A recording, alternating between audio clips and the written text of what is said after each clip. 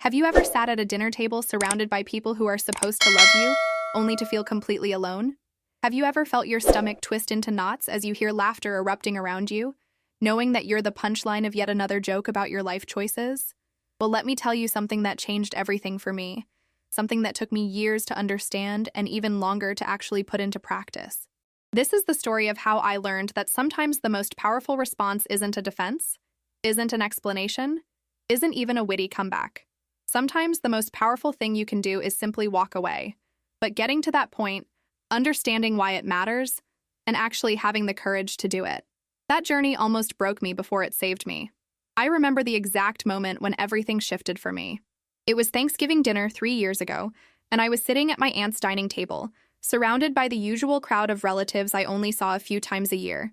The turkey was perfectly golden, the sweet potatoes were drowning in marshmallows just the way my grandmother liked them, and the conversation was flowing as freely as the wine.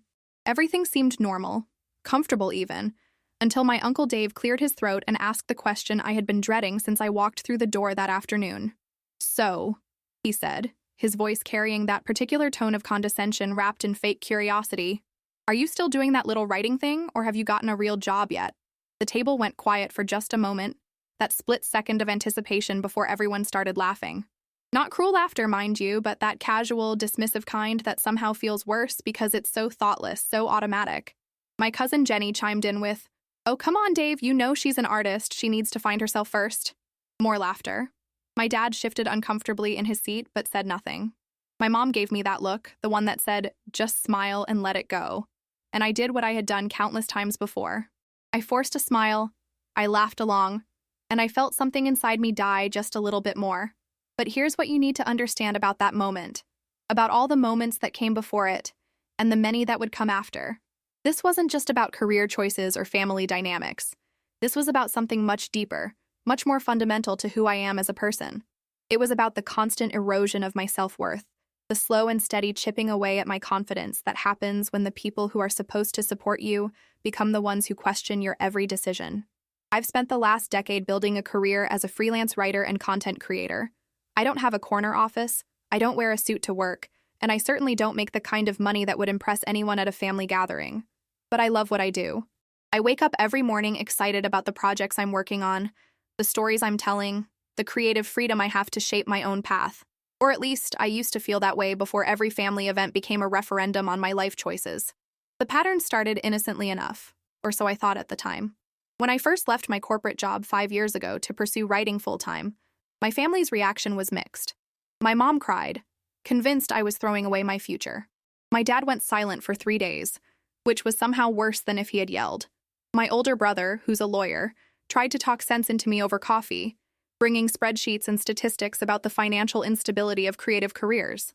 But I was determined, I was passionate, and I genuinely believed that if I worked hard enough, if I proved myself enough, they would eventually come around. They would see that I was happy, that I was making it work, that success doesn't always look the way they imagined it should. I was so naive back then, so desperately hopeful that their love for me would eventually outweigh their disappointment in my choices. The first few family gatherings after I made the switch were awkward but manageable. People asked polite questions about my work, nodded thoughtfully when I explained what I was doing, and then quickly changed the subject to talk about my cousins who were climbing corporate ladders or my brother's latest case. I told myself it was fine, that they just didn't understand, that given time they would see I was serious about this. But then something shifted. Maybe it was because a year had passed and I wasn't suddenly famous or wealthy. Maybe it was because they needed someone to feel superior to, or maybe it was just easier to mock what they didn't understand than to try to understand it. Whatever the reason, the questions became comments, the comments became jokes, and the jokes became a regular feature of every single family event I attended. Still typing away at home? Must be nice to sleep until noon every day, my uncle would say with a wink, as if I didn't wake up at 6 every morning to write before the distractions of the day set in. "When are you going to get a grown-up job?" my aunt would ask, laughing like it was the most clever observation in the world, completely unaware that I worked 60-hour weeks just to make ends meet. "I wish I could just play on my computer all day and call it work," my cousin would joke, never acknowledging the years of skill development, the constant networking, the rejection, the self-doubt, the sheer mental and emotional labor that goes into building something from nothing. Each comment landed like a small cut, not deep enough to draw blood, but frequent enough that I was always wounded, always healing from the last gathering, just in time for the next one to reopen everything. And here's the thing that makes this whole situation even more complicated, even more painful. These weren't strangers. These weren't internet trolls or random people whose opinions shouldn't matter. These were people who had known me my entire life, people who had celebrated my birthdays and graduations, people who claimed to love me. And maybe they did love me, in their own way. But somewhere along the line, their love became conditional on me, living the kind of life they could understand and approve of. Their love came with expectations, with requirements, with an unspoken contract that I had violated by choosing a path they hadn't chosen for me. The cognitive dissonance of being mocked by people who also claimed to care about me was absolutely exhausting. How do you reconcile the fact that someone can love you and hurt you at the same time? How do you navigate relationships where affection and criticism are so thoroughly intertwined that you can't separate one from the other? I tried everything to make them understand. I really did. I brought portfolios of my published work to show them I was legitimate. I explained my income and my business model, hoping that concrete numbers would validate my choices. I shared success stories, client testimonials, the flexibility and fulfillment my career gave me. I defended my decision over and over again, each time thinking that maybe this would be the explanation that finally clicked, the argument that would finally make them see me as I saw myself. But here's what I learned through years of exhausting, futile attempts at making people understand. You cannot reason someone out of a position they didn't reason themselves into. Their mockery wasn't based on facts or logic. It was based on fear, on their own insecurities about the paths they had chosen, on a worldview so rigid that anything outside of it felt threatening. No amount of evidence or explanation was ever going to change minds that were already made up. The worst part wasn't even the jokes themselves, though those were painful enough. The worst part was what I started doing to myself in response. I began measuring my worth by their standards instead of my own. Every time I sat down to write, I heard their voices in my head questioning whether what I was doing mattered. Every project I completed, every client I landed, every piece I published, I found myself thinking, would this be enough to impress them? Would this finally prove I made the right choice? I was letting people who didn't understand my work and didn't want to understand it become the judges of my success. I was giving away my power, my joy, my sense of self-worth to people who had made it abundantly clear that they would never give me the validation I was seeking. I was trapped in a cycle of seeking approval from the very people who had appointed themselves as my critics, and it was destroying me from the inside out. Have you ever been in a situation where you kept trying to prove yourself to people who had already decided what they thought of you? Have you ever felt like no matter what you accomplished, it would never be enough to change someone's mind? Comment below and let me know, because understanding that I wasn't alone in this feeling was one of the first steps toward healing. The breaking point came at my cousin's wedding, about 2 years after that Thanksgiving dinner I mentioned earlier. It was supposed to be a celebration, a joyful occasion, and I had actually been looking forward to it because weddings usually shifted the focus away from interrogating individual family members about their life choices, but I should have known better.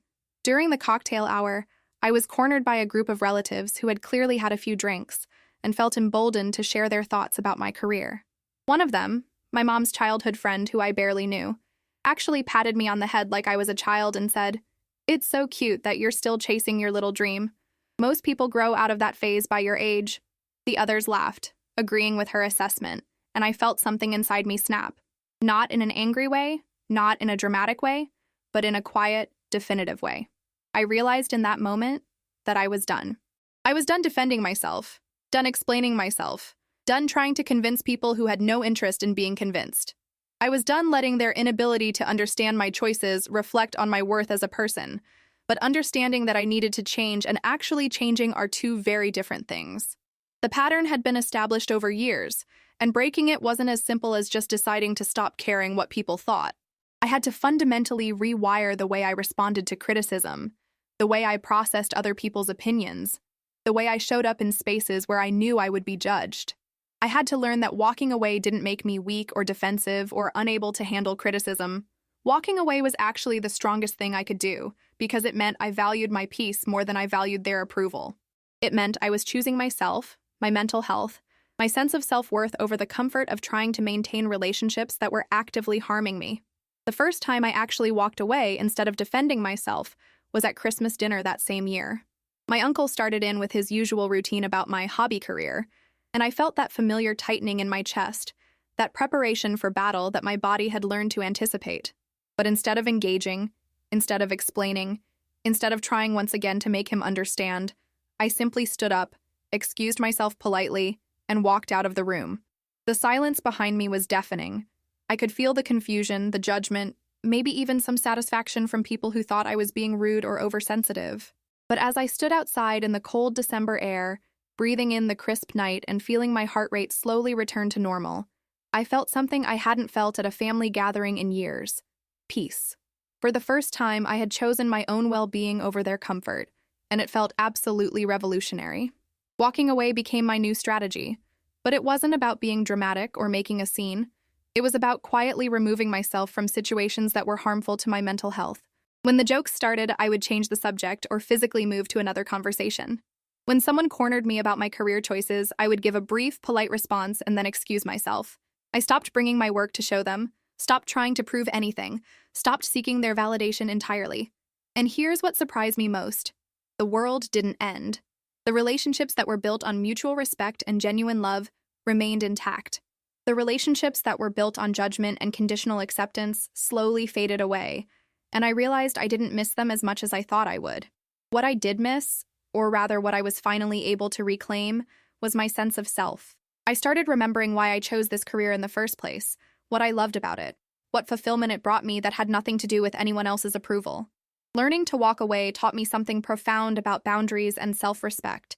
For so long, I had believed that defending myself was a form of strength, that standing my ground and arguing my case was how you earned respect. But what I discovered was that true strength wasn't in winning arguments or changing minds. True strength was in knowing when something wasn't worth your energy, when a situation was draining rather than enriching you, when the cost of staying was higher than the cost of leaving. Walking away wasn't about giving up or admitting defeat. It was about choosing myself, about recognizing that my worth wasn't up for debate, that I didn't need to justify my choices to people who had already decided to judge them. It was about understanding that some battles aren't worth fighting, not because you can't win them, but because winning them wouldn't actually give you what you need. The transformation in my mental health was remarkable. The anxiety I used to feel for weeks before family gatherings started to dissipate. I no longer spent hours rehearsing defenses in my head or preparing arguments for hypothetical confrontations. I stopped measuring my professional successes against their standards and started celebrating them on my own terms. My work improved because I was creating from a place of authentic passion rather than trying to prove something. My relationships deepened with the family members who actually supported me because I wasn't exhausted from fighting with the ones who didn't. I had more energy, more creativity, more joy because I wasn't constantly bleeding it out trying to fill a bucket that had no bottom. But I want to be clear about something important. Walking away didn't mean I stopped caring about my family or that I cut everyone off who had ever made a joke at my expense. It meant I changed the terms of engagement. I still showed up to family events, but I controlled my exposure to toxic conversations. I still maintained relationships, but I stopped investing emotional energy in people who consistently showed me they didn't value my choices. I learned to love people from a distance when necessary, to forgive them for their narrow-mindedness without requiring that they change, to accept that we might never see eye to eye and that was okay, because I didn't need their approval to live my life. Walking away was about protecting my peace while still showing up as my authentic self, not trying to be someone they wanted me to be. There's something incredibly freeing about releasing the need to be understood by everyone. For years, I had operated under the belief that if I could just explain myself well enough, clearly enough, passionately enough, then people would get it. They would see what I saw, feel what I felt, understand why this career meant so much to me. But the truth is, some people are never going to get it. And that's not a reflection of your failure to communicate. It's a reflection of their inability or unwillingness to see beyond their own perspective. And that's okay. You don't need everyone to understand your journey. You don't need everyone to validate your choices. You don't need everyone to be proud of you. You need to understand yourself, validate yourself, be proud of yourself. Everything else is just noise. I also realized that many of the people who mocked my career were dealing with their own regrets and disappointments. My uncle, who made jokes about my hobby career, had worked in a job he hated for 30 years and retired with nothing but bitterness. My aunt, who questioned when I would get a real job, had given up her own dreams of becoming a teacher to please her parents. My cousin, who mocked my work schedule, was trapped in a corporate position that left her crying in the bathroom most days. Their criticism wasn't really about me at all. It was about them projecting their own fears and frustrations onto someone who had the courage to choose differently. Understanding this didn't make their words hurt less initially, but it did help me see that I didn't need to internalize their judgments as truth. Their opinions said more about their own relationship with work, success, and fulfillment than they ever said about mine. The ripple effects of learning to walk away extended far beyond family gatherings. I started applying the same principle to other areas of my life. I walked away from toxic friendships that drained more than they gave. I walked away from clients who didn't respect my time or expertise. I walked away from social media arguments that were never going to be productive. I walked away from my own negative self-talk that echoed the critical voices I had internalized over years of defending myself.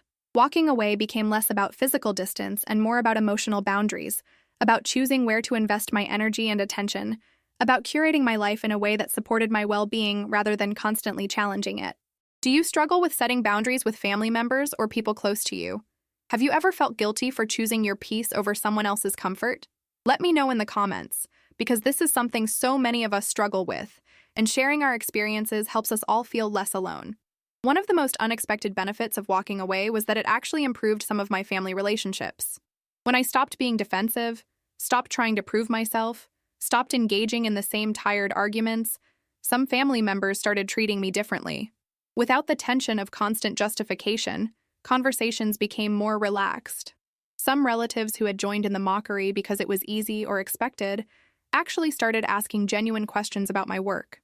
My dad, who had been silent for so long, finally told me he was proud of me, that he didn't understand what I did, but he could see that I was happy, and that mattered more than anything else. My mom started sharing my articles with her friends, not because she fully understood them, but because she wanted to show off her daughter's accomplishments in whatever way she could. Walking away created space for relationships to evolve, for people to see me as I actually was, rather than as they had decided I should be. But even as things improved with some family members, others doubled down on their criticism. And that's when I truly understood the power of my choice to walk away. Their continued mockery no longer landed the way it used to because I had stopped receiving it. I had built walls, healthy boundaries that protected my peace without requiring that I isolate myself completely. When my uncle made his jokes, I smiled politely and changed the subject. When my aunt questioned my choices, I gave a non-committal response and moved on. I stopped feeding the cycle, stopped giving them the reaction they expected, stopped playing the role of the defensive family member who needed to justify everything. And without my participation in that dynamic, it gradually lost its power. There were moments when walking away felt lonely, I won't lie about that. There were family events where I felt like an outsider, where I watched everyone else laughing and connecting and felt like I was on the outside looking in. There were times when I questioned whether I was being too sensitive, whether I should just develop thicker skin and learn to take a joke. There were moments when the desire for acceptance, for belonging, for being understood by the people who knew me first, was almost overwhelming. But then I would remind myself of how I felt when I was constantly defending myself. The anxiety, the self-doubt, the erosion of my confidence and joy. I would remind myself that true belonging doesn't require you to betray yourself, that real love doesn't come with conditions, that the right people would celebrate my courage rather than mock my choices. And in those reminders, I found the strength to keep choosing myself, to keep walking away from situations that diminished me, to keep protecting the peace I had worked so hard to build. The journey of learning to walk away also taught me about the difference between responding and reacting. For years, I had been reacting to criticism, letting it trigger all my insecurities and fears, letting it control my emotional state and determine my actions. But walking away was a response, a conscious choice based on my values and priorities rather than an automatic emotional reaction. It was proactive rather than reactive, intentional rather than impulsive. It required me to develop emotional intelligence and self-awareness, to recognize when I was being triggered and to choose a different path than the one my immediate emotions were pushing me toward. This skill, this ability to pause and choose my response rather than defaulting to reaction, has been invaluable in every area of my life, not just in dealing with family criticism. I also learned that walking away doesn't mean you don't care. In fact, it often means you care too much to let something continue damaging you. I cared about my family relationships, which is exactly why I needed to change the dynamic. I cared about my career and my sense of self-worth, which is why I couldn't keep subjecting them to constant devaluation. I cared about my mental health and my future, which is why I had to make choices that prioritized my well-being even when they were uncomfortable or misunderstood. Walking away was an act of love, self-love that finally outweighed my desperate need for external validation. It was choosing long-term peace over short-term comfort, choosing authentic living over performance, choosing myself even when it meant disappointing others. The most profound shift happened when I stopped seeing walking away as a defensive move and started seeing it as a form of self-respect. I wasn't running from confrontation or avoiding difficult conversations. I was simply refusing to participate in situations that were fundamentally disrespectful to who I am and what I've built. I was setting a standard for how I deserved to be treated and removing myself when that standard wasn't met. This wasn't about punishing anyone or making a statement. It was about honoring myself, about recognizing that my presence in someone's life is a gift, not a given, and that I get to choose where I give that gift, based on how it's received. Walking away became an expression of my self-worth rather than evidence of my weakness. As I reflect on this journey now, 3 years after that pivotal Thanksgiving dinner, and 2 years after I first walked away instead of defending myself, I can see how fundamentally I've changed. I'm no longer the person who needs everyone's approval to feel good about her choices. I'm no longer the person who measures her success by other people's standards. I'm no longer the person who will sacrifice her peace to maintain the comfort of others. I've learned that some people will never understand my choices, and that's their limitation, not mine. I've learned that walking away is sometimes the most loving thing you can do, for yourself and for the relationship. I've learned that the people who are meant to be in your life will find ways to support you even when they don't fully understand you, and the people who aren't meant to be there will give you every reason to leave. My career is thriving now, not because I finally proved something to my critics, but because I stopped trying to. I write with freedom and joy because I'm no longer creating through a filter of judgment and anticipated criticism. I take creative risks because I'm not worried about how they'll be perceived at the next family gathering. I celebrate my wins fully because I'm no longer minimizing my accomplishments to make others feel comfortable. The energy I used to spend defending myself is now channeled into building, creating, growing, and living a life that feels authentic and fulfilling. And the irony is that by walking away from the need to prove myself, I've actually achieved more than I ever did when I was trying to earn validation. But beyond the professional success, beyond the improved relationships, beyond all the tangible changes, the most important transformation has been internal. I've reclaimed my sense of self. I know who I am now in a way I didn't before, not because anyone told me or validated me or approved of me, but because I chose to know myself, to trust myself, to believe in myself, even when others didn't. I've learned that confidence isn't about having everyone agree with you. It's about being so secure in who you are and what you're doing that disagreement doesn't shake you. It's about knowing your worth isn't determined by other people's ability to see it. It's about being whole within yourself, rather than constantly seeking pieces of validation from external sources. If you're reading this, or rather if you're watching this and finding yourself in any part of my story, I want you to know something important. You don't owe anyone an explanation for your life choices. You don't need to justify your path to people who have already decided to judge it. You don't have to keep showing up to battles that leave you wounded and exhausted. You have permission to walk away, to choose your peace, to prioritize your well-being over other people's comfort. And if that makes you selfish in someone's eyes, if that makes you difficult or sensitive or any other label they want to apply, remember that those labels say more about them than they ever will about you. The people who love you authentically will respect your boundaries. The people who truly care about you will find ways to support you even when they don't understand you. And the people who can't do those things maybe don't deserve unlimited access to your energy and presence. Walking away isn't giving up. It's not weakness. It's not avoidance. It's one of the most powerful forms of self-advocacy that exists. It's saying, without words, that you value yourself enough to remove yourself from situations that diminish you. It's recognizing that not every relationship is meant to be maintained at any cost, that sometimes loving people from a distance is the healthiest option for everyone involved. It's understanding that you can't control how others treat you, but you can always control whether you stay in proximity to that treatment. This lesson, this understanding, has been worth every uncomfortable moment, every difficult choice, every time I had to stand firm in the face of misunderstanding or criticism. So here's what I want you to take away from my story, from my journey of learning to walk away instead of defending myself. First, understand that your worth is inherent, not earned through other people's approval. You are valuable because you exist, because you're trying, because you're growing, not because you've convinced everyone around you that your choices are correct. Second, recognize that some people are never going to understand your journey, and that's okay. You're not living your life for their understanding. You're living it for your own fulfillment, your own growth, your own happiness. Third, know that setting boundaries, even with family, is not only okay, but necessary for your mental health and well-being. You can love people and still limit your exposure to their toxicity. You can value relationships and still refuse to accept disrespect. Fourth, remember that walking away is always an option. You're never trapped in conversations, situations, or dynamics that harm you. You always have the power to excuse yourself, to remove yourself, to choose differently. And finally, trust that the right people, the ones who are truly meant to be in your life, will respect your boundaries, celebrate your choices, and love you not despite your differences, but because of your courage to be authentically yourself. The path to learning to walk away isn't easy. It requires courage, self-awareness, and a willingness to disappoint people who expect you to stay small to make them feel big.